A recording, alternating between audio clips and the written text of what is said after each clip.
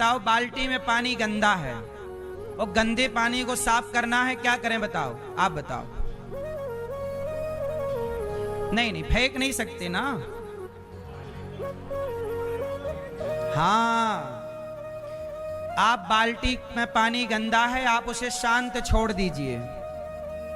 2 घंटे बाद, 4 घंटे बाद जब आप देखेंगे तो गंदगी नीचे बैठ चुकी होगी और साफ पानी। तो जब रिश्ते भी ऐसे उलझ जाएं, गंदे हो जाएं, तो आप बस शांत हो जाइए। जब तुझसे ना सुलझें तेरे उलझे हुए धंधे, तब भगवान के इंसाफ पर छोड़ दे ए बंदे। वही तेरी मुश्किल आसान करेगा, जो तू ना कर सका वो भगवान करेगा। शांत, जब जीवन में बहुत उथल पुथल मच जाए तो शांत चित्त लगाकर केवल ध्यान भगवान का करिए, बाकी सब ठीक हो जाएगा। सही है? तो भगवान ने गोपियों से कहा, जाओ पति की सेवा करो। पति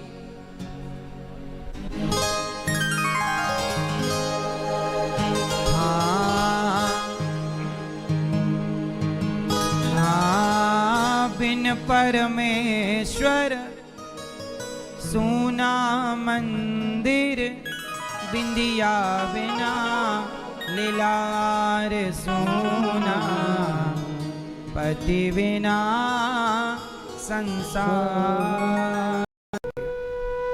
अपने पति से कुछ कहना हो तो क्या कहोगे? अपने बेटे से कुछ कहना हो तो क्या कहोगे?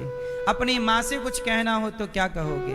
अपने पिता से कुछ कहना हो तो क्या कहोगे? और अपने भगवान से कुछ कहना हो तो आखिरी 1 मिनट में क्या कहोगे? आज शाम को इस पर चिंतन जरूर करिए कि माना कि मेरे पास सिर्फ 1 मिनट का टाइम है और मुझे कुछ कहना है, क्या कहोगे? मैया क्या कहोगी आखिरी 1 मिनट में अपने पति से? माना कि 1 मिनट बचा है आपके पास, क्या कहोगे? है क्या? नहीं, पति से क्या कहोगी? क्या आई लव यू कहोगी?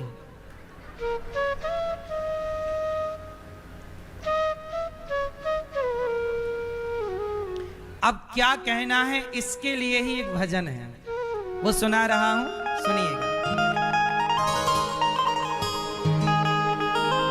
भक्तो स्वर्गा से आयो है संदेश, बुलावो आग्यो राम को। ओ भक्तो स्वर्गा से आयो है संदेश, बुलावो। बेचारी करवा चौथ थी, व्रत थी, और यमराज जी आकर धमक गए। पति से बोली, आप लोग क्या बोलोगी पति से जब 1 मिनट रह जाएगा? 1 मिनट की मोहलत दे दो, कर जाएगा, जितने कर्तव्य हैं कर लो, ताकि आखिरी में फिर टाइम लेने की जरूरत ना पड़े, आराम से मरने का रह जाए।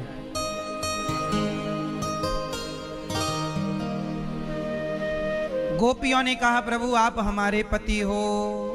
भगवान ने कहा, जब गोपियों ने जिद की तो भगवान ने गोपियों के संग रास रचाना शुरू किया। भगवान गोपियों के संग क्या रचाते हैं? रास। अच्छा, एक आप प्रश्न फिर से है, बताओ ये रास लीला में हुआ क्या था?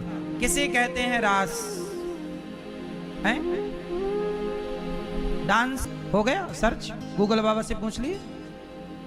अब बताओ क्या बताया उसने? रास किसे कहते हैं?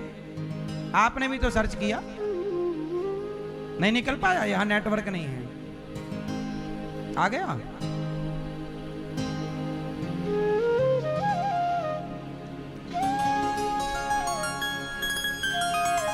रास किसे कहते हैं?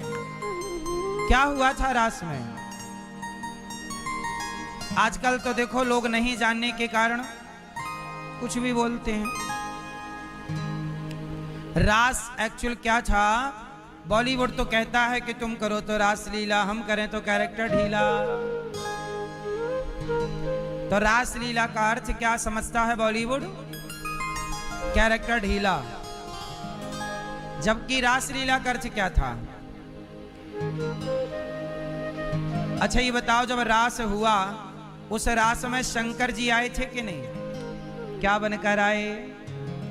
लगा के बिंदिया पहन के साड़ी। ये भी एक क्या है? इसलिए अहंकार बहुत तरह का होता। मैं ये, मैं वो, मैं इसका बाप, सब कुछ अहंकार है।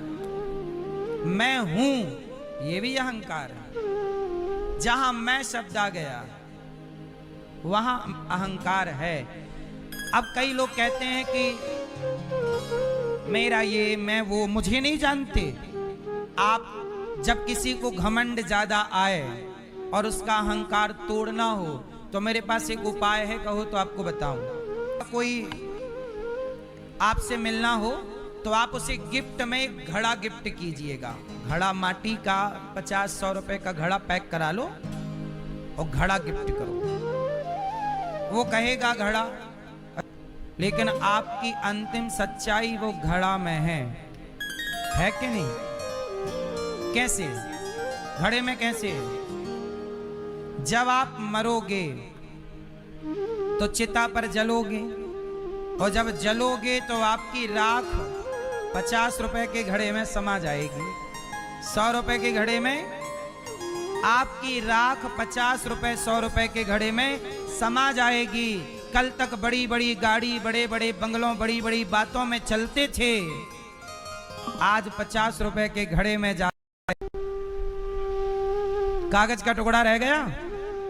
2000 का क्या हाल हुआ? फिर जिसका था उसने बंद कर दिया, नहीं चलेगा।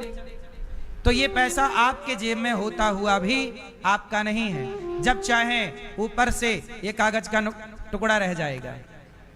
बोलो हाँ। जिस पैसे को सारी जिंदगी आप कहते रहे मेरा, वो आपका नहीं है। ये अज्ञान वश हम पकड़ लेते हैं, ये मेरा है, ये मेरा। यथार्थ में वो मेरा। अरे पैसे परिवार की छोड़ दो, बताओ क्या ये शरीर आपका है? भैया आप कभी बच्चे थे? आप तो जब बच्चे थे, अब वो लड़कपन कहां गया आपका?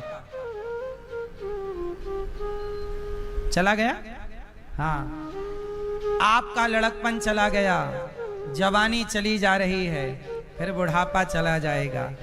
आप क्या अपने शरीर को रोक पाओगे बुढ़ा होने से? इसका मतलब आपका शरीर आपकी बात नहीं सुनता। बोलो, सुनता है? आपका शरीर आपकी बात नहीं सुनता। आपका शरीर आपके हिसाब से नहीं चलता। ये शरीर आपका नहीं। 70 साल, 80 साल, 100 साल, अधिक से अधिक, इसके बाद शरीर कहेगा अच्छा तो हम साथी नहीं है, तो हम किस किस को अपना बनाए बैठे हैं। इससे बड़ा अज्ञान क्या होगा? बनाना ही है तो अपना कौन? हमारे तो भगवान है। इसलिए जगत से ज्यादा संबंध ना जोड़िएगा। पैसा दिया है घमंड के लिए नहीं, मानवता की सेवा की है। अभी वो दिल्ली की हैं, उनका बेटा, उनको हम लोग फोन लगा रहे हैं कि तुम्हारी माँ बिल्कुल अति वृद्ध है। अब हमारी वो माँ ना बिस्तर पर रहती हैं, ज्यादा चल फिर नहीं पाती। बेटे को पता है कि माँ कभी भी भगवान के घर जा सकती है, पर बेटा आने को तैयार नहीं है। ये माँ है, ये पड़ी रहती हैं।